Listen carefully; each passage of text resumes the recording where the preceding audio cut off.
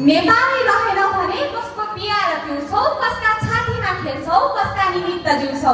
धन्यवाद दिन सक्यो। यस सभामा पाल्नुभएका आदरणीय सभापति महोदय, निष्पक्ष निर्णायक मण्डल, मेरा प्रतिस्पर्धी मित्रहरू एवं सम्पूर्ण आगन्तुकहरूमा म ब्रिटेन स्कुलको कक्षा 10 मध्यान्ह छात्र आर्षिक बसाइको तर्फबाट स्वीकार्नुहोस् न्यानो अभिवादन। आज 2081 साल 11 महिना 25 गते वासनेपद्वारा आयोजित यस वक्तृत्व कला प्रतियोगितामा राष्ट्र र राष्ट्रियताका विषयमा मनात्मक धारणा प्रस्तुत गर्ने अवसर दिनुभएकोमा आयोजक समूहप्रति मेरो हार्दिक कृतज्ञता व्यक्त गर्न चाहन्छु। राष्ट्र के हो त? राष्ट्र कुनै निश्चित भौगोलिक क्षेत्र मात्र नभई त्यहाँभित्रको इन्द्रेणी जाति, मौलिकता, संस्कृति, सङ्घर्षशील इतिहास अनि एकताका सूत्रमा आबद्ध व्यक्तिहरूको समष्टि नै हो राष्ट्र।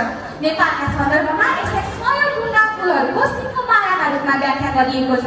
त्यसो भए राष्ट्रियता के हो त?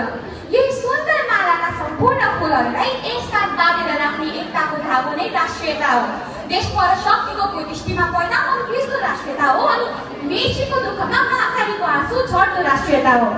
महोदय, 1,47,516 वर्ग किलोमिटरभित्र गगनचुम्बी हिम श्रृङ्खला, हरियो हुन्टो ओढेर बसेको पहाड अनि प्रकृतिद्वारा सुशोभित तराई, त्यहाँभित्र पनि बसोबास गर्ने आर्य, नारी, हिन्दू, बौद्ध 142 जात जातिका व्यक्तिहरू अनि त्यहाँ पनि मुस्ताङ गोलोमान थाङदेखि जनकपुरको मिथिला धामसम्मको महान सांस्कृतिक धरोहर अरू कुनै देशमा पाइएन र यही विविधतायुक्त नेपालको अखण्डता र अस्तित्व जगाउनका लागि राष्ट्रियता आवश्यक छ। यदि हिमालय शीतल हावा दिएन भने तराईको ताप बढ्छ अनि यदि तराईले अन्न दिएन भने हिमाल भोकै मर्छ। तसर्थ राष्ट्रियता आवश्यक छ। महोदय, राष्ट्रियता भनेको आफ्नो राष्ट्रपतिको निस्वार्थ प्रेम र समर्पणको भाव हो। जननी जन्मभूमि स्वर्गदापी गणेशी भन्ने हाम्रो संस्कार हो।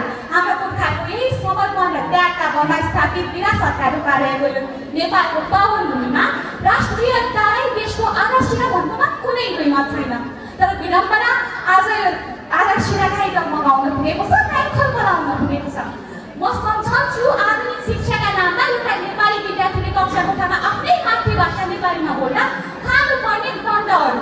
म सम्झन्छु परराष्ट्र मन्त्रालयका अगाडि विदेशी युवाहरूको लामो लड्को अनि म सम्झन्छु दमिनाथरी देशलाई भित्रभित्रैबाट खाली बनाइदिने भ्रष्ट नेताहरू।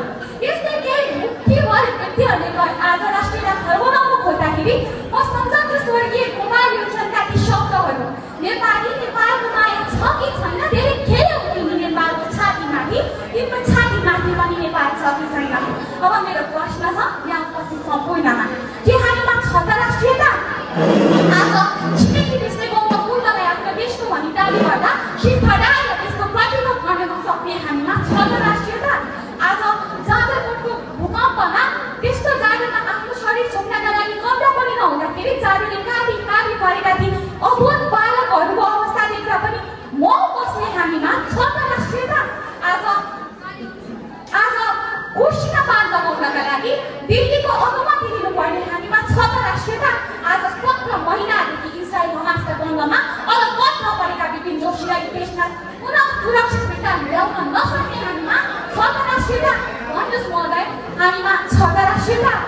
यो देखेर धिक्कार हुन्छ हाम्रा 34 वर्षका उमेरमा देशका लागि ज्यान दिने बलभद्र कुँवर। धिक्कार हो 22 वर्षकी उमेरमा देशका लागि शहीद हुने गङ्गाराज श्रेष्ठ अनि धिक्कार हुन् हाम्रा पुर्खा। राष्ट्रियता भनेको शहीद दिवसका दिन उनीहरूको तस्बिरमा हात खराउनु होइन, उनीहरूको आदर्श पथमा चल्नु हो। राष्ट्रियता भनेको टोपी दिवसका दिन ढाका टोपी शिरमा लगाउनु होइन। राष्ट्रियता भनेको त्यसलाई हरेक दिन आफ्नो स्वाभिमान गरी आफ्नो माथामा सजाउनु हो। महोदय, यदि राष्ट्रियता नै रहेन भने देश कसरी बाँच्छ, कसरी लहरिन्छ भन्दा कसरी देश हाँस्छ?